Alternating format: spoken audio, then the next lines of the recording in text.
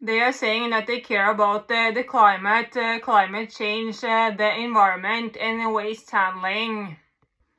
But then they do not care about the torture of innocent human beings. If you do not care about the torture of innocent human beings, then you neither care about the climate change, the environment, and waste handling for the sake of the human beings. Some of the reason why they are pretending that they care this fucking much about the climate change, the environment, and waste handling is because they are doing human trafficking of me and my person. Or to say that I am some of the reason becomes wrong, because they exploit me a hell of a lot more than that. Some of the reason why they are pretending that they care this fucking much about the climate change, the environment, and waste handling is because they are doing human trafficking of me and my person. Because I have been working with those things, and they surveillance me. They surveillance me and they steer my surroundings before exploiting me beyond all fucking limits. In school, I was working with the climate change and the environment.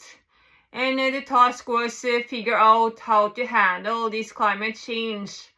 The evaluation or the task was never to figure out if there is a real climate change created by the human beings on this planet.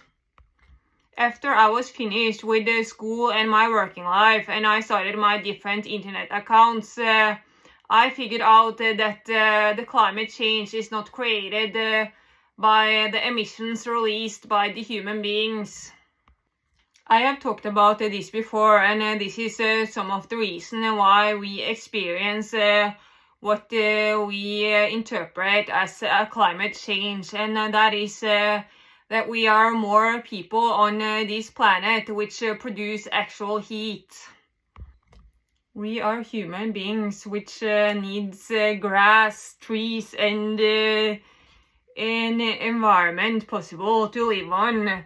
That is not necessarily something negative. We cannot live on a planet with a lot of ice and snow. We can have some ice and snow some places and sometimes during the year, but not all around the planet and all the time, because then we would not have enough food.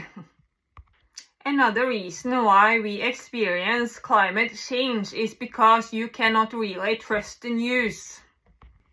They are talking about the climate change and the environment because they are doing human trafficking, and they do not really care what is really going on.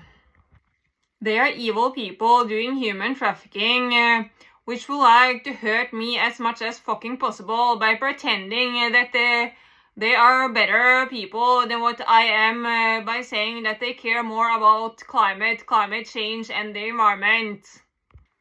You do not really care about the climate change and the environment, and that is why you do not listen when I'm telling you that this and this does not cause climate change and this does. So let's talk about the waste handling. I worked in a PVC factory. They steer my surroundings. They make sure that I work within this PVC factory before making me into this devil for working with this environmental hazardous product. Yeah, it might be the case that the PVC is a bit bad for the environment, but I would like to see you handling life without PVC, which is a product which the world is very dependent on. And a reason why this product is so bad for the environment is because of you and your bad personality, which does not handle this product in a good manner. Another reason why they are so occupied with PVC and waste handling is because they are obsessed with me and the abuse of me.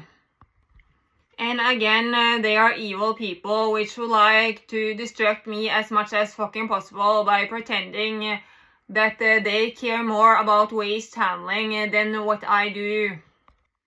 If you do not care about the torture of innocent fucking human beings, you do not care about the climate change, the environment, or waste handling for the sake of the human beings.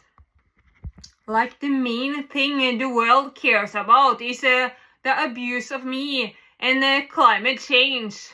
Oh yeah, so it seems like the reason for caring about climate change is human trafficking. Like, why the fuck do you think that they drive their electrical cars outside of my window before talking about climate change on the television?